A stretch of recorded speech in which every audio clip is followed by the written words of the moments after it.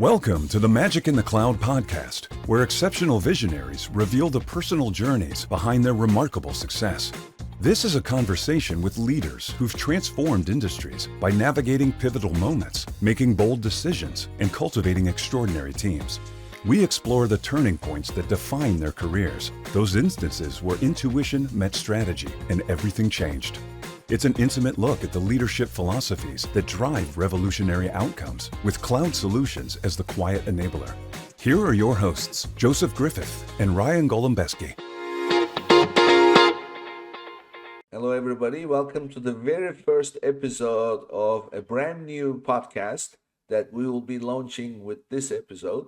And I will be hosting this one, but the real host of the show is, for the first and only time on his own show, will be my guest today. So with that, everybody, meet my guest, Joe Griffith. Welcome to your own show, Joe. Thanks, Nick. I appreciate the introduction.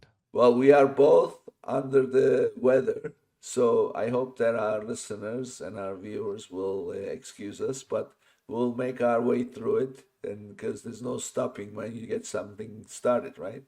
For sure. I appreciate it. Thank you. So let's start with your new podcast. What's it called and what's it about? Yep. The podcast is called Magic in the Cloud. It's a podcast about transformation where technology meets mindset, where systems meet your soul. We talk to people who have led change in meaningful ways, whether it is through Salesforce or storytelling or something more deeply personal. And from business leaders to authors to mindful creators, it's about all the moments where alignment, intuition, and action, where they'll come together and 1 + 1 = 3. Yeah. So it's this is something that I always bring up. These days, with all the tools coming out, especially with AI coming in and playing a role, technology starts to take over and starts to drive some of the actions. But it has to be the other way around. Technology needs to facilitate and help a business idea to come to fruition, right? So it's not something that you do because you have to, because click this, click that. It's in fact what the clicks are serving. So when you and I first tried to figure out, what this podcast is going to be about, you kept bringing the focus to the people and the ideas, right? So that's what I'm hearing. So tell us a little bit more about the importance and how you intend to cover this. Yeah, well, I hope that people who listen to the podcast, who watch the podcast, get very real, honest, and I know it's an overused word, but very authentic insights into how people transform their businesses. And for Ryan, who's going to do this with me, be a guest often, it's not just transforming your business, but we'd also love to hear about how you've transformed yourself. And I know you and I have had a lot of great conversations about that. Some episodes will go really deep on some tech stuff or strategy or growth, but a lot of them we hope to explore things like beliefs and intuition and even failure. I read a lot today about failure and how you have to use it as a learning point, not so much as something personal. So, Joe, tell us a little bit about the kind of guests that you intend to have on the show.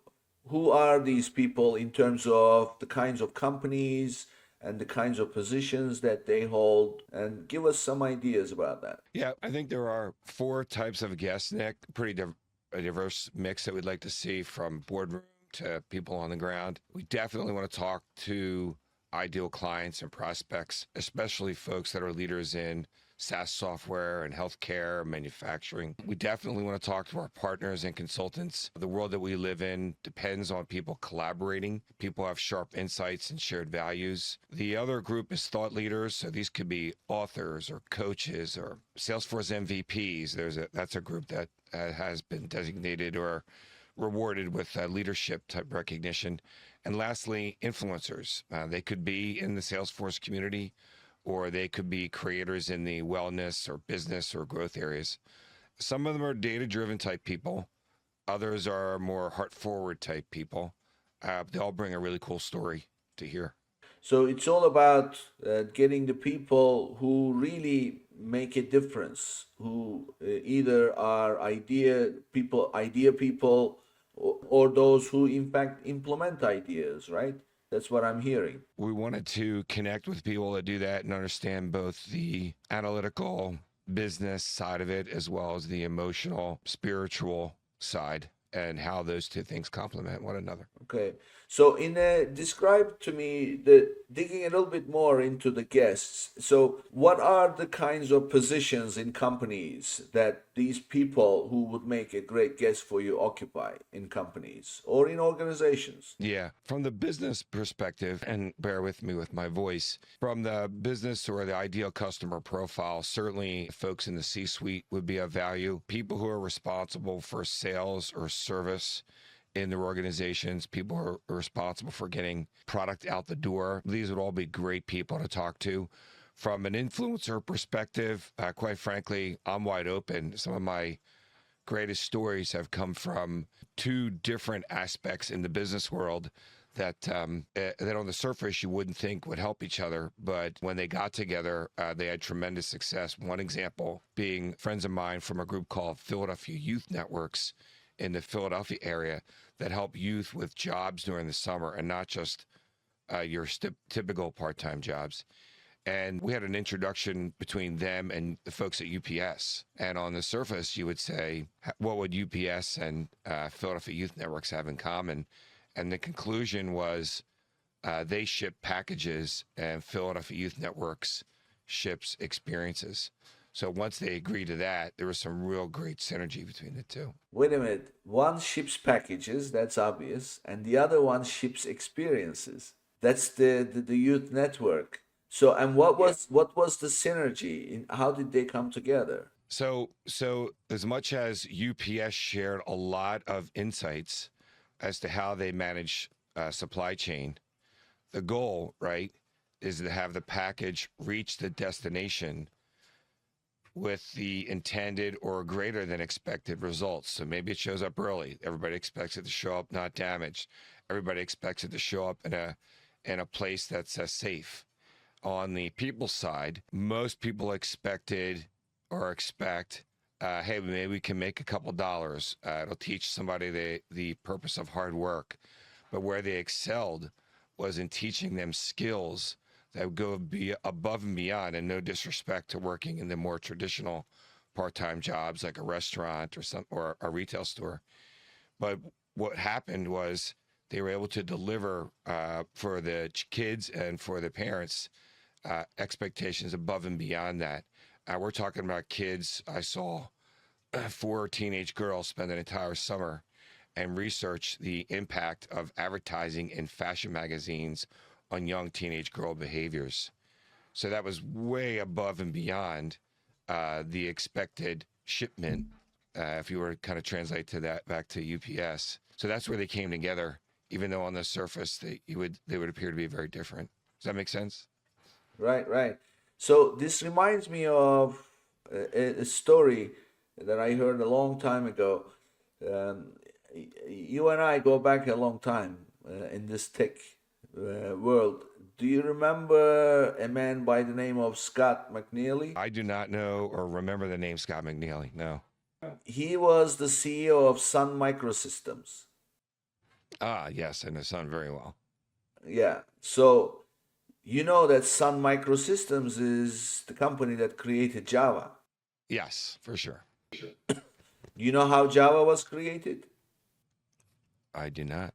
Scott McNealy comes up with this idea to create something.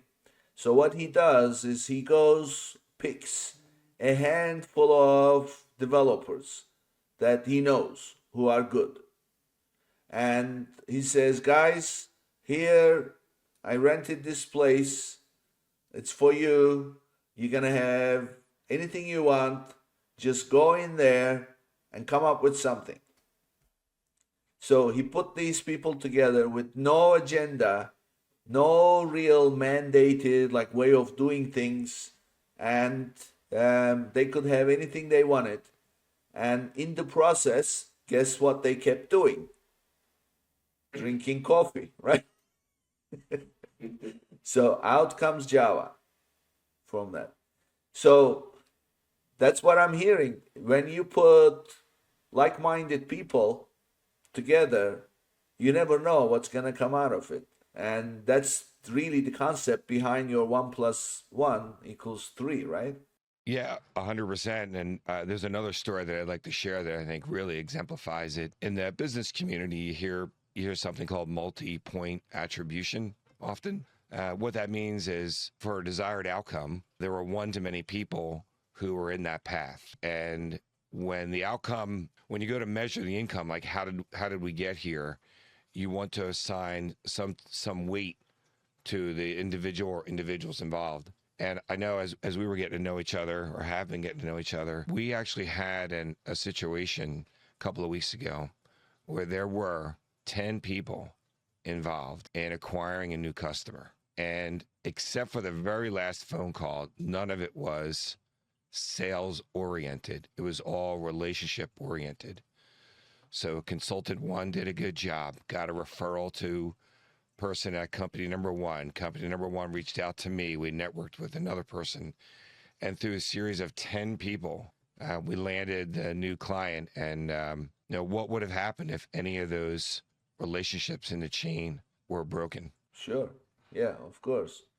And of course, and also it's the attribution that you were talking about. So who attributed to the outcome the most, and in what order? So it's a big deal. That's exactly what it is, right? It's the 1+1 being equal to 3. Yeah, in this case, 1 + 9 equaled new client. Yeah, yeah, you can't count. Okay, so really, what I'm getting a sense of is this is not really necessarily a solely technology podcast. This is a podcast about transforming ideas into realities, and whatever those ideas may be. And of course, the technology plays a role in every. I mean, without your smartphone, you can't even prove who you are, right? These days. So technology has a role in everything. It's just the secondary aspect of it. That's what I'm getting a sense of. Yeah, I mean, we work and around technology all day in the day job here at Cloud 113. And with all due respect to that technology, what it always comes down to is people and process. So yeah, I would agree with your point there. Technology plays a really important role. Today, most technology works as compared to, say, maybe 20 years ago. So typically, when we find success, it's about people who've contributed to success in the people area or in the process area. Yeah. So give us somebody tuning into this podcast, or watching an episode. What are some benefits that you can give us an idea of? What kind of benefits will they receive? Yeah. Well, we certainly want it to feel human. I know you talked about that at the beginning. And we certainly would like it to tie back in some way to our work at Cloud 113. But what we really want is to tell stories where people can reflect, they can reconnect. Sometimes they can even reimagine how they're showing up every day, whether it be in business or life. It really is about making some space for some magic to happen. And really, there is a quote by Steve Jobs. He said, "We grow up conditioned to live our lives by rules that others invented. And the moment that you realize that you can create your own set of rules, your life changes." So that's what I just heard you describe. So by tuning in, anybody can be inspired to hear by hearing the stories of how others transform their lives, their business, their idea. They can actually create their own set of rules, right? 100%. I just heard last night, and I never was a Dilbert comic guy, but I just heard that the guy that invented Dilbert, his first name is Steve. I don't remember the last name. His YouTube podcast is Coffee with Steve. I think it's Adams. And he did just unfortunately announce that he has incurable cancer. But what was really powerful is he talked about his background, which he would argue was as terrible as anybody's. and he survived it. And I think what you're saying, right, and how I apply that to Steve is he's had a set of rules put around him, a set of experiences around him that most people would say, hey, there's no way out. And he made a decision that he was going to use that set of rules that he grew up with to make a difference in the world. So and I watched the beginning of one of his podcasts yesterday, and pretty powerful. And it kind of parallels, I wouldn't say his story. I don't know the guy, but I have a similar story. And for years I complained. I called it a curse. And then maybe in my early 20s, I had to make a decision and decide that it was a gift, and then figure out how to hone that gift. So yeah, we're all born with a set of rules. Some of us rules that are better than others, worse than others. But what you do about those rules and how you decide to change them is what I'd love to have that kind of person on the show. Yeah. I mean, the other thing is those stories are inspiring stories. When you hear how somebody has pulled through a real ordeal, it's very inspiring, and suddenly you look at yourself in a different way, right? Well, 100%, 100%. Yeah. So really what I'm taking from this is anybody looking for inspiration, this is the place. That's the benefit of the show, right? Yeah, that would be the goal. We have a process at Club 113 during the day job. It's called exec chat. And if in the business world, it's also usually often called a steering committee meeting. It's where executives get together just to make sure that the relationship's on track. And for years, I struggled to bring people to those meetings because they often felt like it was just a repeating of status reports and things that folks already knew. So I spent some time thinking, how could I create a situation where the executives would look forward and say, hey, I can't miss that call. And I came up with a little bit of a secret sauce on the types of questions to ask, came up with a concept based on a couple different methodologies where I could challenge my client's point of view and add a little bit of humor and, of course, add in a little bit of confidence. I realized that my clients want to make sure we're going to be in business next year. So they love to hear about other stories of success. And I think what happened is these exec chats have now turned into meetings that executives don't want to miss. And I often hear people say, man, I'm really glad I came here today. I may or may not have learned anything, but I certainly am energized for this and next week. So yeah, man, that if we can find a way to have our guests or people who watch the podcast feel excited, even for a short amount of time, then I feel like we've accomplished our objective. Yeah, exactly. And it is the word energized is really what resonates with me, because oftentimes running a business, running anything needs energy, right? But especially running a business, you are the only engine at the end of the day responsible to come up with the right ideas, the right solutions.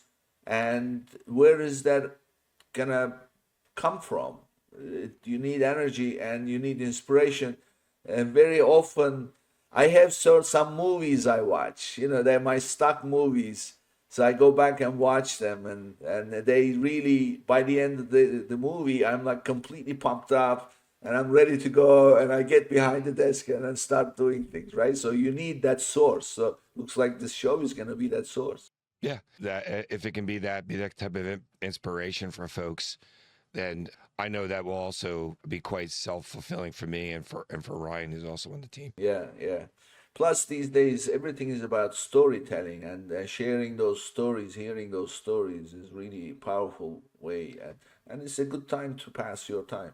Yeah, and one other thought there. At times, I know that I can come across as maybe a little pushy, maybe a little bossy, maybe a little bit overconfident. But a lot of that was born out of insecurities when I was younger and just having to work harder, fight harder, have more energy than the next guy. And even to this day, I found it a lot easier to try not to be the smartest guy, not to be the most creative guy, not to be the most talented guy. That's a really tough aspiration. But if someone could say, I'm one of the most enthusiastic guys, I think enthusiasm wins the race a lot more than you think. Yeah, exactly. Well, attitude is everything. So, that the right kind of attitude will usually be the answer. I remember a while ago, this is quite a while ago, I was picking somebody up from the airport, and I had a blazer, a navy blazer, and gray pants and a suit, tie, and I walked. And usually when I walk fairly firm. So anyway, so I go up to the gate to pick up my friend, and he says, it's by the way international. So I go way up, and I just walked straight through, and he sees me and he says, "What are you doing here?" I said, "I'm picking you up," and he goes, "Well, how did they let you here?" I said, "I don't know. I just walked right through."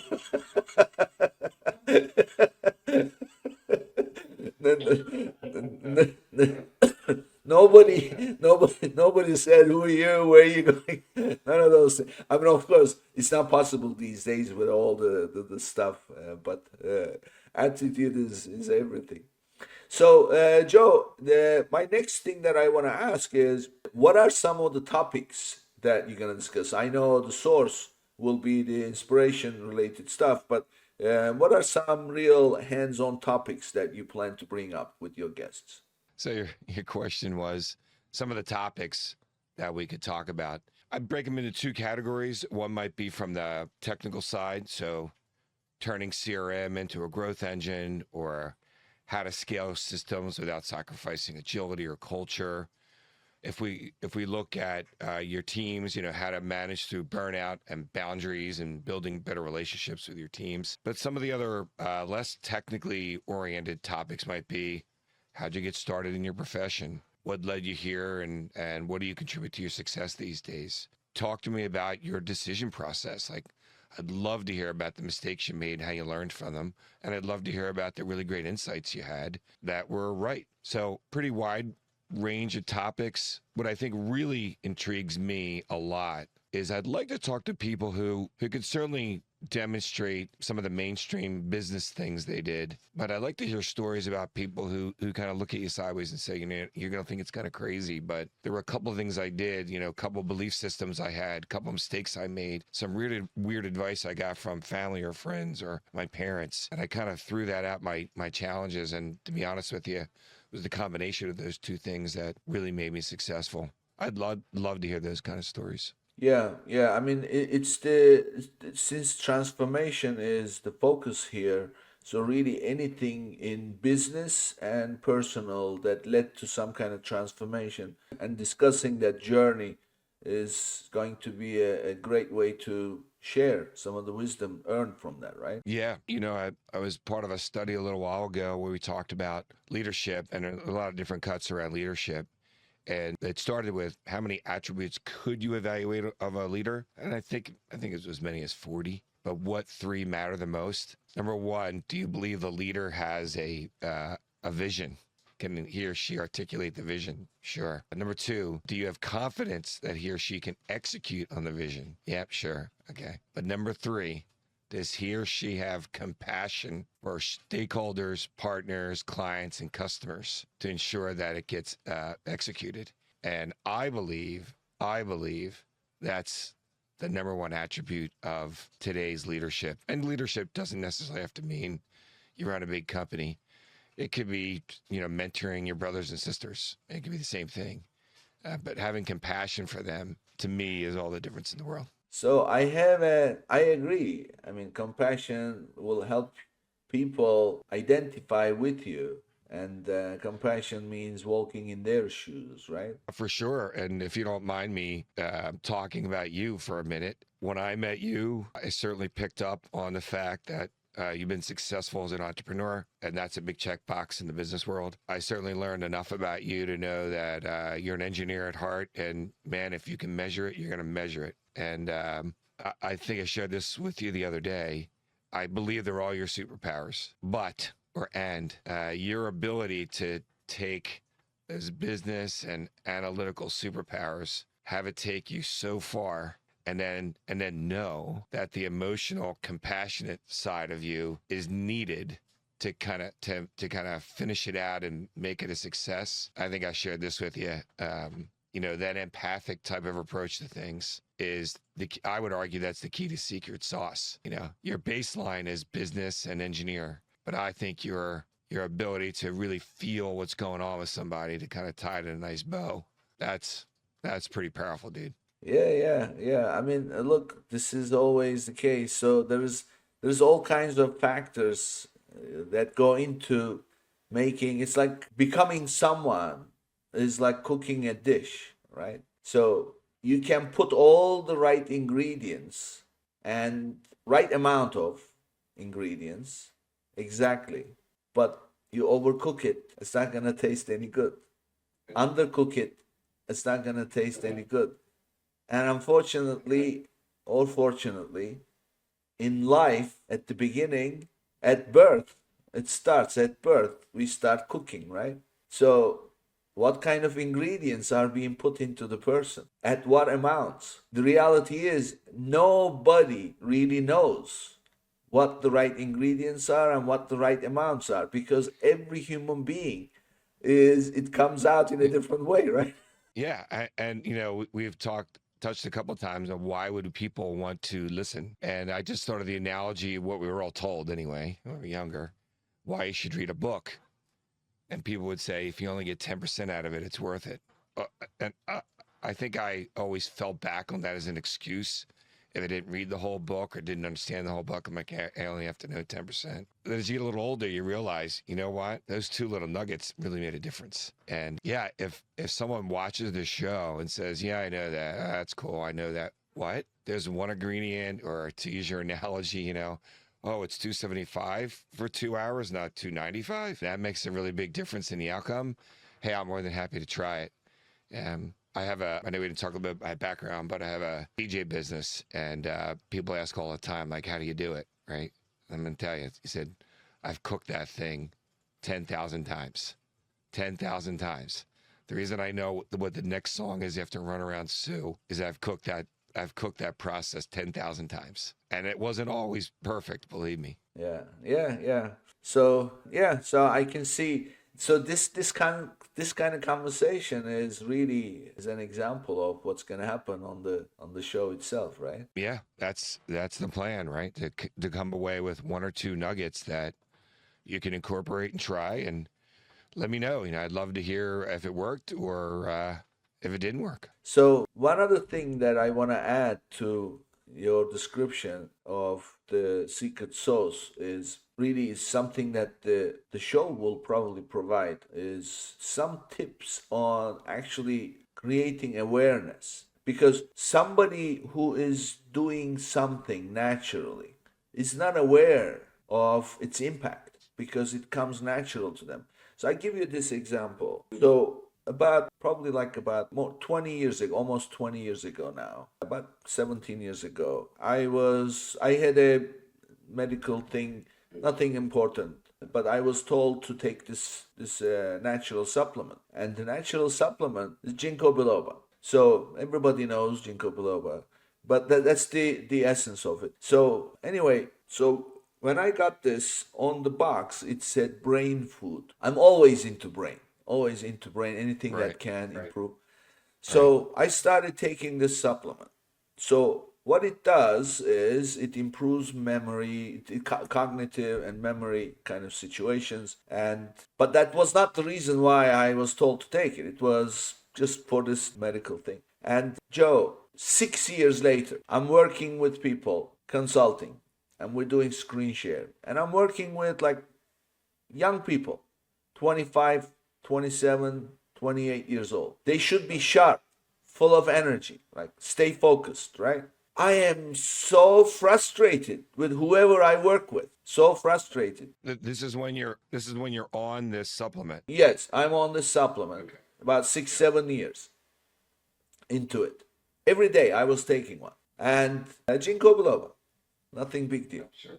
So and one day I stopped to think, why the hell am I so frustrated with people? I mean, it's like, it's agony. And then suddenly, I don't know where it came from, the thought came and hit me like a ton of bricks. I thought, holy cow, this supplement And by the way, they said it takes about 3-4 months before you really see the effects. So now I've been taking this for 6-7 years, whatever that was. And this is really at work, full force. So, and now it's about 18 years plus I've been on it.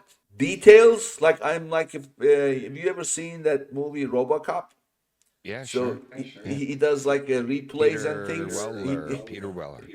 Yeah, he remembers. He Yes. remembers. He wants to. He does. That's how I am. That's how I'm able to actually. I don't want to exaggerate too much, but Yeah. I can see things like in a flash. And but the point is, I thought I cannot expect other people to behave like me. They haven't been taking the supplement. And frankly, some of them are not detail oriented anyway. So, but especially working with numbers and algorithms and architecture and things like that, it's something that became like something on steroids, and that's what I was getting at. Whoever we are, however we behave, it comes natural to us, and we are usually not even aware of what this is like and how it's coming across.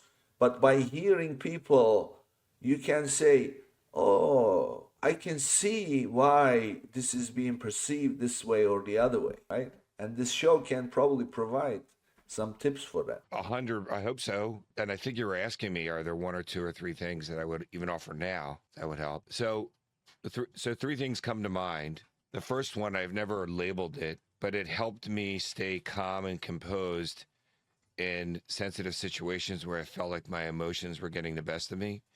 And I would draw 3 columns on a piece of paper. In the center were symptoms, to the left were root causes, and to the right were solutions. And the concept is take what you're feeling and start in the center and write down the symptoms, right? A coworker is frustrating me. They're being mean to me. They're not listening to me. They don't agree with my decisions, whatever the symptoms might be. And it's natural as a human being to jump to fire the guy, go to the boss. And, what I tell people when I do myself is I say, settle down. Why do I think that's occurring? And that one analogy, which has happened before many times, that people always want me to fire somebody. And I say, okay, well, write down a few reasons why. And then tomorrow, think about this. Tomorrow, come back and talk about what solutions might be. And what happens is after you write that down and you think about it for a day, the solutions are amazing. Things like maybe I should just have a heart-to-heart talk with that person rather than asking my boss to fire them. So I still don't have a name for that, but I would say that those 3 columns, the concept of the 3 columns is great for me. The second thing is a concept that I call 55-5. I think too many times in life, and I'm a super emotional guy, but I'm also like an engineer wannabe kind of guy. I'm a classic overthinker, and I would contend I have OCD about workflow. I'll every morning I rethink how it could be easier to make a cup of coffee. But I have a concept called 55-5, which is if given an hour to think about something, really focus on 55 minutes to intellectualize it, to literally think about it. Once you're finished, take 5 minutes to get emotional, and then add your emotional back in. I think too many times what we do, most of us do, if we had an hour, most of us get emotional for 55 minutes and then think about it for 5. So I'm not saying I do it consistently. I'm saying I try.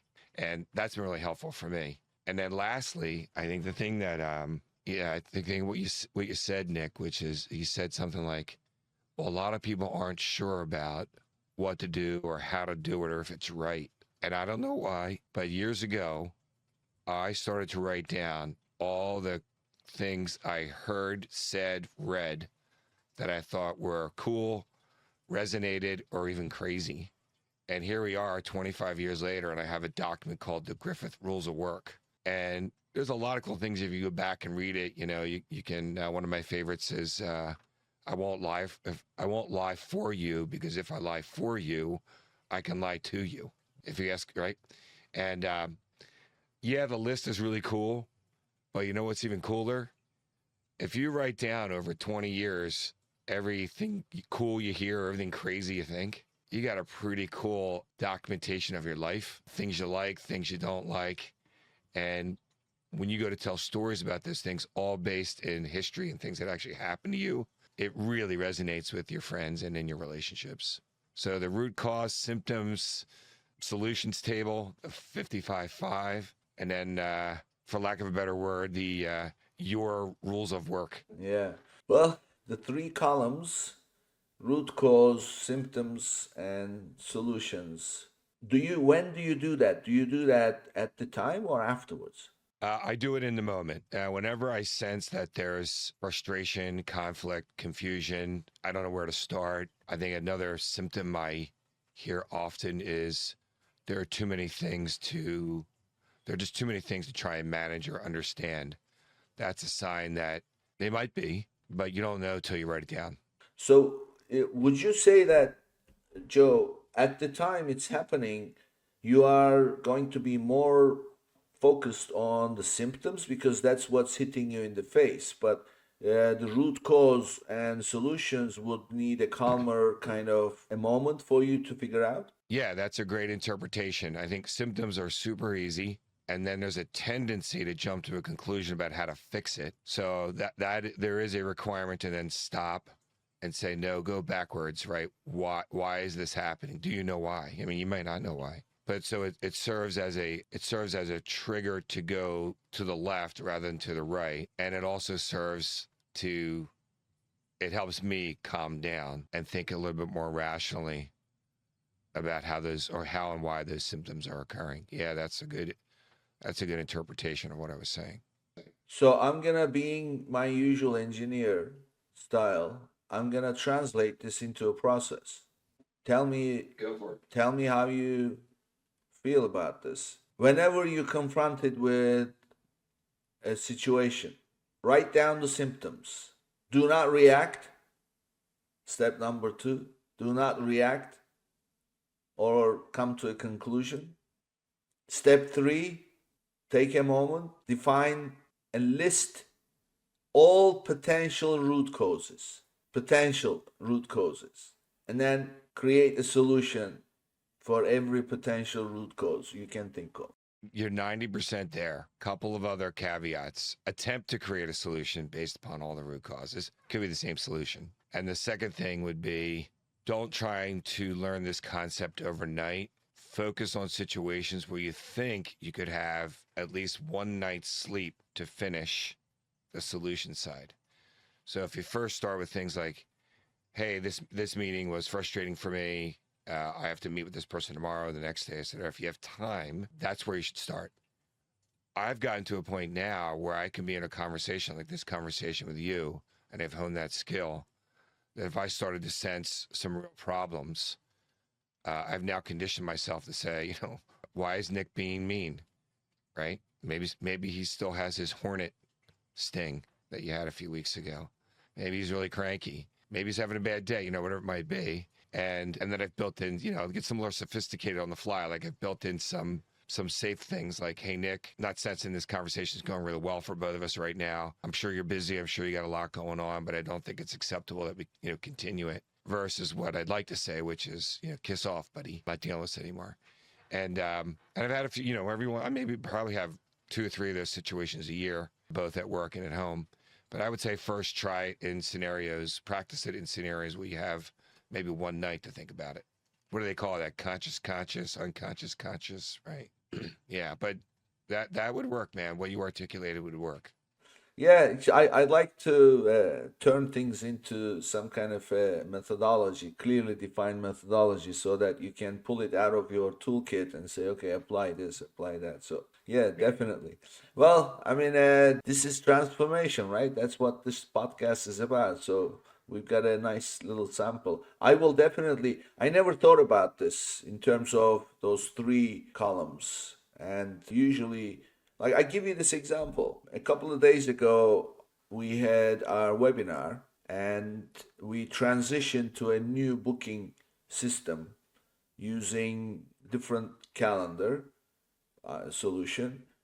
And I have a team that takes calls. I am one of those people in that team. So the calendar picks what they call round robin, picks whoever is available. And the person who implemented, I designed the process together with the person. So we collectively said, okay, what do we have right now and what are we going to transition to? We did the whole thing and it was all laid out. I said, okay, fine. Now you just need to go execute and implement this so that we'll be ready. And he does the work. It's all done. The webinar takes place. I'm not supposed to get most of the calls, but I'm like, feel like an overspill. So I ended up with a couple of calls. And I get an email from the person. And she says, it's supposed to be a Zoom call. And she says, do you prefer to have this on a phone call, as a phone call? I would much rather have a Zoom call, but let me know, whatever works for you. I thought, well, that's an odd question. It's supposed to send a Zoom link. So I look at my calendar. It says location blank. I thought, oh my God, this is supposed to be an overspill only, and I still ended up with 2 calls, and all the other calls have no location. So, symptoms, right? Yep. Immediately, it's emergency. Messaging all over the place, and this is a disaster, another screw up, blah, blah, blah. And I logged in to see my account was not linked to Zoom. Yeah, sure. Okay. So as a result, the system didn't spit out a Zoom link, but everybody else was linked. So of course I immediately linked it, and sure enough, the person, it was late, like 10:30 at night, and he comes online and he says, no, everybody is linked, but I see also yours is linked. I said, yeah, because I just linked mine. He says, oh, sorry, it looks like yours was left out. So I immediately made the conclusion that it was all a screw up, and I, like my usual way, like coming down. So with that, that's why I said what I said. List all the possible root causes, right? Yep. Think of everything. And Yeah. There's a great exercise. I sometimes want to put it in my like 2 crazy conversations at a bar, but it's a great exercise where if you were to take those 3 columns and say, I'm going to give you, 5 symptoms of a situation, and I'm going to bring this person in, that this is what happened to this person. I'm going to bring this person in. You know this about this person. And one group would be, you can only offer solutions to those symptoms. And for 2 minutes, you let these people just offer solutions to the guy's problem or gal's problem. I guarantee you the person will be completely annoyed. Guaranteed. And then the next group comes in, or, the next customer, and you say, you can only ask questions about the symptoms, right? Why are you feeling irritated? Why do you have no sleep? Or why is your performance suffering? Why? And then at the very end, you can say, at the very end, saying, okay, now you're allowed to offer 1 or 2 ideas. And almost always, the person will be ecstatically happy with whatever you offer. But it's the same person, the same symptoms, just a different approach to addressing them. And I've done this in a lot of different classroom type settings or at bars. And people tell you, well, I won't get frustrated. You should see what happens when you jump to conclusions about how you're going to help somebody without having the answers to them or understanding those symptoms. well, our conversations are always, I enjoy them. They can go on forever. Like this could be one of those hours long podcasts, but we're not gonna do it. Yeah, we're not gonna do that today. So, Joe, so tell us, how can people find this podcast? Give us again what's it called and where will it be available, and also tell us a little bit about Cloud 113. Sure.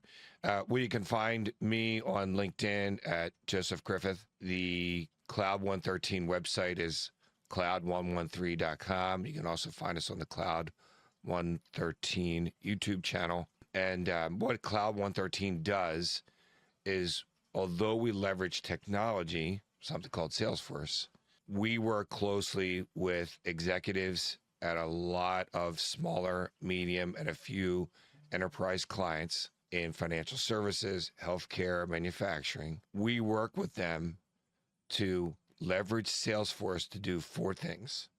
1, make the client more money. 2, save them money. 3, improve their business performance. And 4, improve their operational efficiency. Great. And the podcast will be Oh my, magic in the cloud. Magic in the Cloud. That's what you deliver. And it will be available on all the podcast platforms, from iTunes to Spotify to you name it, all of them. And also as video, right? Yeah, thanks for all that coaching. I appreciate it. Great. Okay. So great conversation. Many more to come. So thank you for being a guest on your own show, Joe. Was enjoyable conversation. Thanks a lot, Nick. I appreciate you and the team. Thank you. And this brings us to the end of this episode, but many more to come with Joe at the helm, leading those conversations and driving a lot of transformation for all of you. We'll see you on the next one. Magic in the Cloud podcast requires more than a conversation. It takes action, research, and collective wisdom. If today's episode resonated with you, we'd love to hear your insights. Join the conversation and help us shape the future together. We'll be back with more stories, strategies, and real-world solutions that are making a difference for everyone. In the meantime, be sure to subscribe, rate, write a review, and share it with someone you think would benefit from it too. Thanks for listening, and we'll see you on the next episode.